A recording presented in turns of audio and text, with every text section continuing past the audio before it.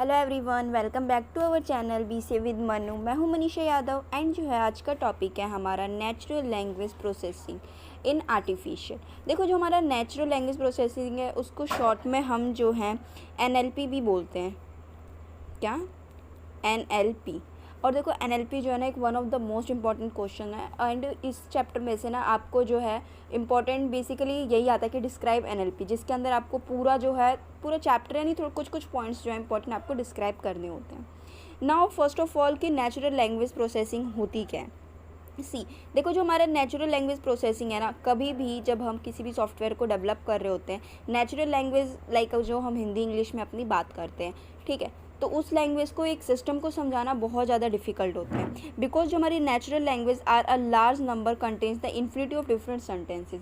Because जो हमारा natural language जो है उसके अंदर बहुत सारे सेंटेंसेज होते हैं, बहुत डिफरेंट तरीक़ों से बोले जाते हैं।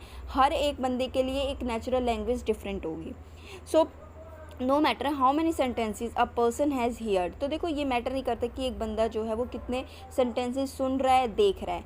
देखो, आप पूरे दिन में बहुत सारी चीज़ें करते हो, टीवी देखते हो, फ़ोन चलाते हो, रील्स देखते हो, पोस्ट करते हो, बट हमें एट द एंड अगर रात को हम कुछ चीज़ें याद करने लगे तो जो हमने रिसेंटली देखी होती है ना, हमें जस्ट वही रिमेंबर होती हैं। हमें बहुत ज़्यादा जोर डालते हैं तब जाके बाकी चीज़ें हमें याद आती हैं।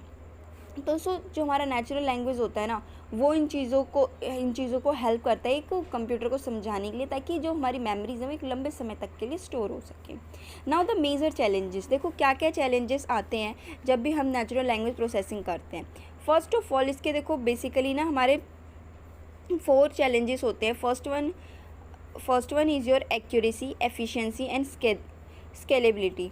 ये देखो, ये 3 जो हैं, 4 नहीं है, 3 इसके मोस्ट इंपॉर्टेंट जो हैं हमारे चैलेंजेस होते हैं। First of all accuracy. देखो, जो नेचुरल लैंग्वेज टेक्निक है ना can never guarantee a complete and correct result. जो हमारी देखो नेचुरल लैंग्वेज है इसके अंदर जो देखो, जैसे कि बताया मैंने आपको कि हर बंदे के लिए, हर पर्सन के लिए डिफरेंट नेचुरल लैंग्वेज होती है। तो जिसकी वजह से ना इसकी कोई गारंटी नहीं होती कि जो भी इन्फॉर्मेशन सामने वाला पर्सन दे रहा है वो एक्यूरेट है कि नहीं है। Next is your efficiency. देखो, एफिशिएंसी जो इसके होती है ना रिस्पॉन्स करने की, greater than 4 second in the readers, a system too slow to be the acceptable and NLP system fall into this category. देखो, एक जो भी हम एक नॉर्मल पर्सन है, एक रीड करने की जो हमारी कैपेसिटी होती है 4 सेकेंड पर वर्ड्स के अकॉर्डिंगली हम चीज़ों को रीड करते हैं, बट जो हमारा एनएलपी होता है इसके अकॉर्डिंगली जो है ना ये बहुत ज़्यादा स्लो होता है, जिसकी वजह से जो है ये एनएलपी सिस्टम के कैटेगरी में फॉल डाउन हो जाता है। Next one is your scalability. देखो, स्केलेबिलिटी जो होती है वो किसी भी develop would need to be able to deal with the large number of users. Scalability बस जस्ट स्केल आउट करना, कि मेज़र करना कि कितने बंदे जो हैं, कितने यूज़र्स जो हैं वो सिस्टम को किसी भी अगर चीज़ को आप डेवलप करें तो लाइक कर रहे हैं। Now the major steps in NLP. Major steps in NLP first of all क्या था हमारा, उसके 3 पॉइंट्स थे। डेट वाज जो चैलेंजेस क्या क्या आ रहे थे और क्या क्या स्टेप्स जो है हम फॉलो करते हैं एनपीएल के अंदर। That was input sentence. First of all आप इनपुट दोगे, then morphological, syntax analysis, semantic, pragmatic, then final जो है आपको रिप्रेजेंटेशन मिलेगी। तो इसके अंदर समझ लेते हैं। पहले देखो, इनपुट दिया हमने through the keyboard, then morphological के अंदर क्या करेगा वो जस्ट उसको छोटे छोटे वर्ड्स में डिवाइड करेगा। Then syntax analysis as is clear is name की सिंटेक्स के अंदर जस्ट उसकी ग्रामेटिकल मिस्टेक्स चेक करेगा। सिमेंटिक एनालिसिस के अंदर जस्ट उसकी सेंटेंसेस को बनाएगा एक, एंड प्रैग्मेटिक के अंदर वो ये सर्च करेगा कि जो भी आपने सेंटेंसेस क्रिएट किए हैं क्या उसका एक यूज़फुल या मीनिंगफुल आंसर आ रहा है कि नहीं आ रहा है। Now we are starting from first point, that was your morphological analysis. This is the first step of analysis that is applied to words once they have been input into the system. देखो, ये जो है morphological analysis जो होता है ना first apply किया जाता है किसी भी सेंटेंस के ऊपर जब हम उसको जो है सिस्टम के अंदर एंटर करवाते हैं। Morphological looks at a way in which words break down into the components and how affect the grammatical mistakes. जैसे कि मैंने बताया कि छोटे छोटे पार्ट्स में उनको डिवाइड करता है ताकि जो है उन वर्ड्स को जो है ग्रामेटिकली स्टेटस के लिए प्रिपेयर कर सके, ताकि वो सिंटेक्स में जाके उन चीज़ों को चेक कर सके। देखो, फॉर एग्जांपल अनलोनली। देखो, ये जो है इसको छोटे छोटे पार्ट्स में डिवाइड करेगा। अन, नोइंग, LY, अनोनली अलग कर देगा। Next one is your syntax analysis. देखो, सिंटेक्स एनालिसिस का पर्पज़ यही होता है कि वो 2 फोल्ड के लिए यूज़ होता है, to check the strings words well formed and break it into a structured. इसके अंदर जस्ट हम यही चेक करते हैं कि जो भी हमारा सेंटेंसेस मोर्फोलॉजिकल से छोटे छोटे टुकड़ों में आया हुआ है क्या वो ग्रामेटिकली ठीक है कि नहीं है। एंड ग्रामेटिकली चेक करने के लिए ना इसके अंदर जो है हम एक लेक्सिकन जो है एक सिस्टम के लिए हम यूज़ करते हैं। एक सेंटेंस है जिसके के थ्रू जो है आप वर्ड्स को कैटेगरी के अंदर डिवाइड कर सकते हो। Like cat is your noun, verb, adjective, noun, article, इस टाइप में आप डिवाइड करते हो ताकि आपके रिप्रेजेंटेशन करना ना ईजी हो जाए। देखो the small cat chase the mouse एक प्रॉपर सेंटेंस है। अब इसको जो है मुझे चेक करना है कि ग्रामेटिकली ठीक है कि नहीं है, तो मैं क्या करूँगी इसके अंदर फर्स्ट ऑफ ऑल सारे जो है इनकी कैटेगरीज को डिवाइड करूँगी। लाइक जो नाउन के अंदर है नाउन में, एडजेक्टिव वाले एडजेक्टिव में, इन सब को डिवाइड करूँगी।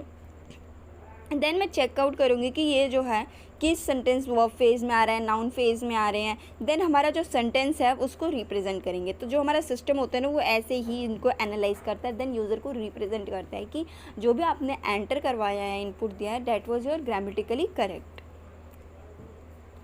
Now the semantic analysis. देखो सिमेंटिक एनालिसिस जस्ट क्या करता है कि जो भी हमने सिंटेक्स हमने अभी चेक किया था कि ग्रामेटिकली ठीक है या नहीं, जस्ट उसका ये असाइन करते हैं कि इसका जो सेंटेंस है उसका कोई मीनिंगफुल आंसर आ रहा है कि नहीं आ रहा है।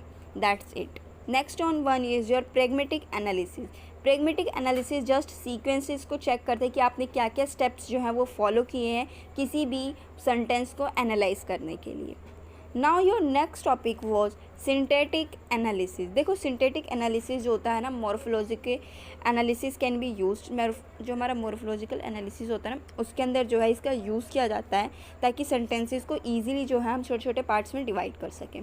जिसके अंदर जो है हमारा ग्रामर्स एंड फ्रेज पार्सर्स आता है, जिसके अंदर हमारी जो ग्रामर्स होती है ना वो बेसिकली रेगुलर ग्रामर होती है एक, ठीक है। रेगुलर ग्रामर के अंदर जो होती है सिंपल ग्रामर होती है। जस्ट ये डिफाइन करता है कि जो हम नॉर्मल ग्रामर का यूज़ करते हैं IS, ES and had, have, जो भी ग्रामर का यूज़ करते हैं ग्रामेटिकली चेक करते हैं तो नॉर्मल लाइक योर इंग्लिश, जिसके अंदर हमारी पंचुएशंस वगैरह आती है ना, कॉलम्स वगैरह, वो सारी ग्रामर सिंपल ग्रामर के अंदर चेक होती है। Next one is your context free grammar. Context free grammar क्या डिफाइन करता है कि जो भी टर्म हम यूज़ कर रहे हैं ना द कैन गो टुगेदर। जो भी मतलब सेंटेंसेस को हम यूज़ कर रहे हैं, ये नहीं कि एक एक वर्ड करके जाएगा वो, नो, वो जो है पूरा सेंटेंस एक ही बार में। कॉन्टेक्स्ट फ्री ग्रामर इसीलिए कि वो पूरा सेंटेंस एक ही बार में चला जाए। This means this grammar allow the sentences which no may be correct grammatically. तो इसके अंदर कई बार ये होता है ना कि जो ग्रामेटिकली करेक्ट नहीं होते हैं ना सेंटेंसेज वो भी इसके अंदर चले जाते हैं, क्योंकि ये कॉन्टेक्स्ट फ्री ग्रामर है तो इसको फ़र्क नहीं पड़ता। बस इसका काम यही है कि एक साथ पूरा सेंटेंस जो है वो डिलीवर होना चाहिए। Next one is your context sensitive grammar. Context sensitive grammar have more than one terminal symbol right hand side. Just इसके अंदर एक और एक से ज़्यादा टर्मिनल्स होते हैं। टर्मिनल्स इन द सेंस कि like alpha gives to beta. Each contains rule must have at least as many symbols. देखो इसके अंदर हम सिम्बल्स का यूज़ करते हैं और एक से ज़्यादा सिम्बल्स यूज़ करते हैं। Like right hand left hand side दोनों साइड्स पे जो है हम बेसिक टर्मिनल्स का ही यूज़ करते हैं। लाइक देखो alpha A alpha 2 then gives to alpha 1 and beta alpha 2। तो ये जो है कुछ इसी टाइप से यूज़ होता है। इनके जो टर्मिनल्स होते हैं ना लेफ्ट हैंड राइट साइड पे कई बार बराबर इक्वल भी होते हैं, कई बार ज़्यादा भी होते हैं। Next one is your unrestricted grammar. देखो अनरिस्ट्रिक्टेड ग्रामर वो होती है जिसके अंदर ना कोई रिस्ट्रिक्शन नहीं होती है। लाइक अगर आप सेंटेंसेस आपने गलत एंटर कर इनपुट दिया है या फिर सही इनपुट दिया है, इट डजेंट मैटर, जस्ट इसको काम क्या है कि इसको प्रोसेस करना है अपना, ओके। इसके अंदर कोई रूल रेगुलेशंस नहीं होते, तो इसीलिए क्या है ना कि इसको जो है हम NLP प्रोसेसिंग के अंदर यूज़ नहीं करते हैं। Next is your parsing. देखो पार्सिंग एक ऐसा प्रोसेस है जिसके थ्रू जो आप अपने सेंटेंसेस को ट्री की फॉर्म में चेंज करते हो, ट्री के स्ट्रक्चर के अंदर चेंज करते हो, लाइक दैट, ओके। हमारा बेसिक सेंटेंस क्या था कि the black cat cross the road.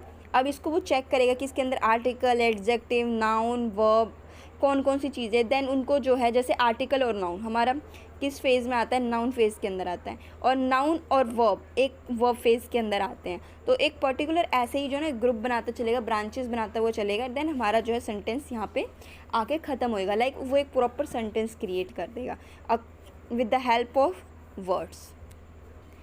Next one is your semantic analysis. देखो सिमेंटिक एनालिसिस जो है ना हमारा सिंटेक्स एनालिसिस के बाद होता है। लाइक इसका जो काम होता है ना वो यही होता है कि जस्ट जो भी हम प्रोसेस या एक्शंस सेंटेंस के अंदर परफॉर्म करें। Like the cat cross the road, एक कैट जो थी वो क्रॉस करी थी रोड, तो कैट का जो एक्शन परफॉर्मेंस था वो क्या था, रोड था।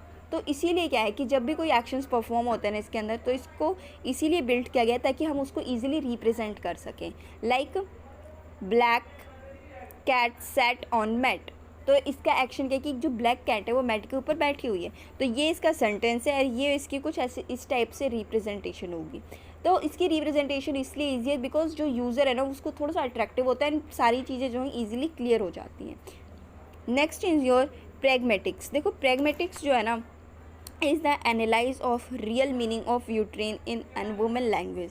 एक रियल मीनिंग जो है उसको जो है एनालाइज करता है and by disambiguating the contextuals and utterances. First of all ambiguity होता क्या है? एम्बिग्यूटी देखो वो प्रोसेस है जिसके अंदर ना एक वर्ड के बहुत सारे मीनिंग्स होते हैं।